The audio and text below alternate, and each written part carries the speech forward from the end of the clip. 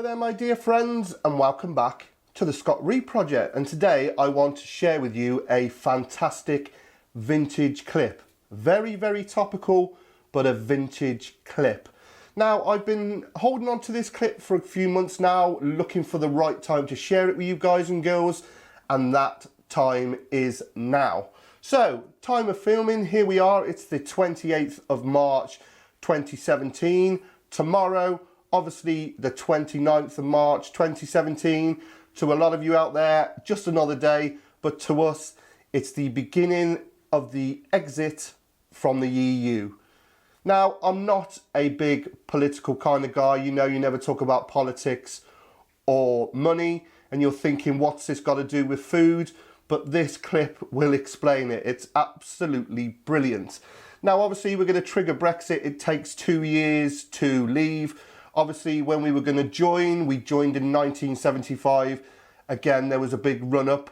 And this film was recorded in 1973 up in the Black Country, about 40 miles away, round Wednesbury in that area. Fantastic people, great local accents. And a reporter went on the streets to talk about joining the EU and the kind of foods that they should be trying from us. So she starts off the interview with saying snails, you know, and heavily laden garlic sausages. But, you know, this is what we have to offer. And you have got to pay attention to this clip. It's brilliant.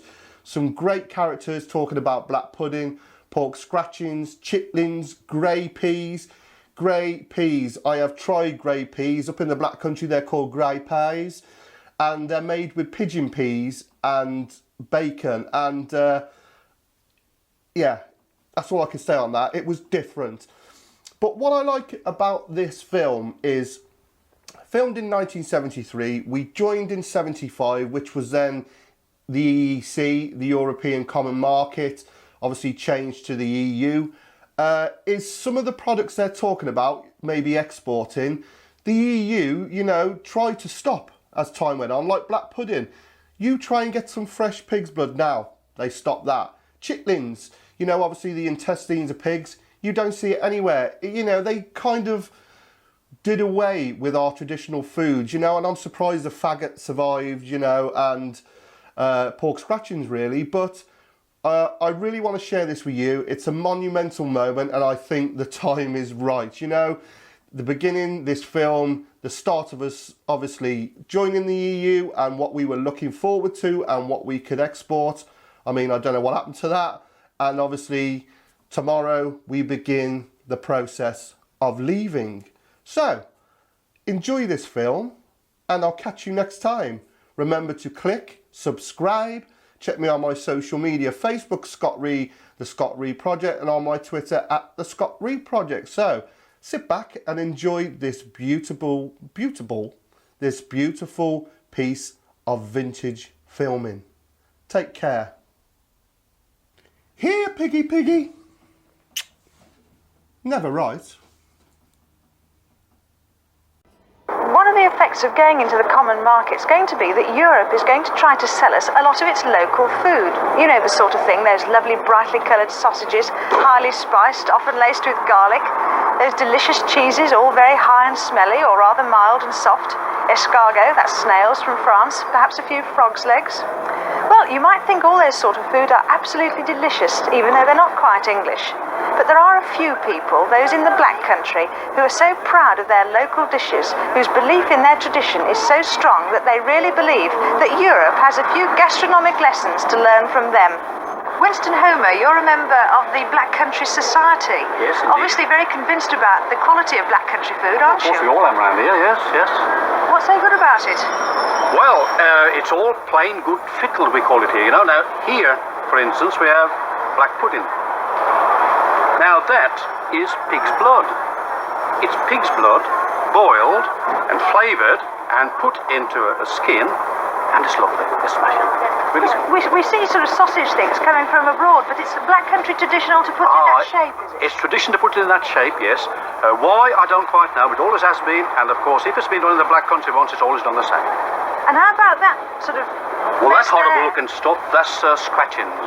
Now, when we're making lard in the Black Country, the little bits of fat which go hard are left behind and compressed and makes the scratches. So it comes from pork, really? It comes from pork, yes, from lard. It's what's left over when they're making lard, that is. And how about those faggots? Now, faggots, well, they're a real black country delicacy, they've been. They consist of the inside of a pig, the heart and the liver and the sweetbread and even the lungs, which we call the lights round here. Well, I see you've got a good old black country bottle of beer there, even though it is in a limeade bottle. Oh, yes. Now, that's a drop of the real stuff.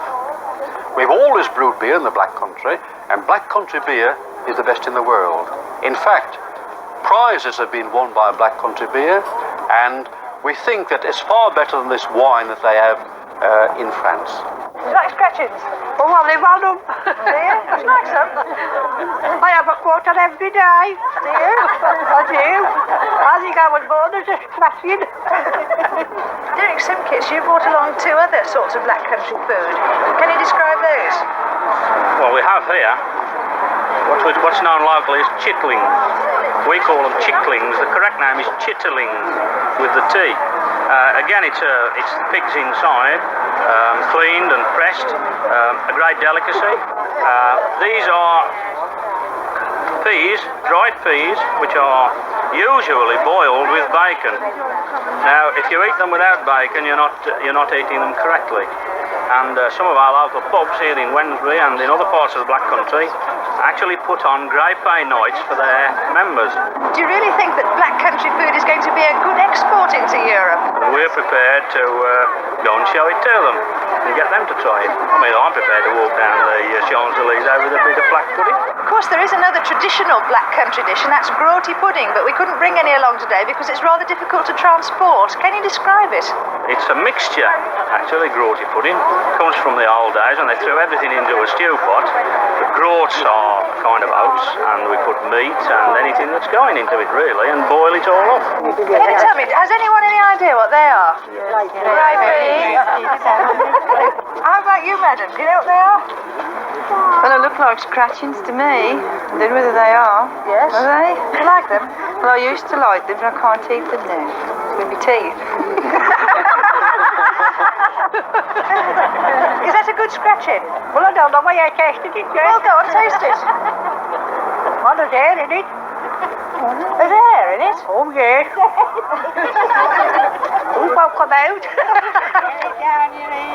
What do I do? Come on, have a nibble. Wait a bit. Give me time. It's very nice. Well, I come from Wolverhampton. I've spent a lot of my life around this part of the world. I've never actually tried grey peas. And as much as I want to, I don't think I can start today. But black country beer is a different cup of tea, if I may say so.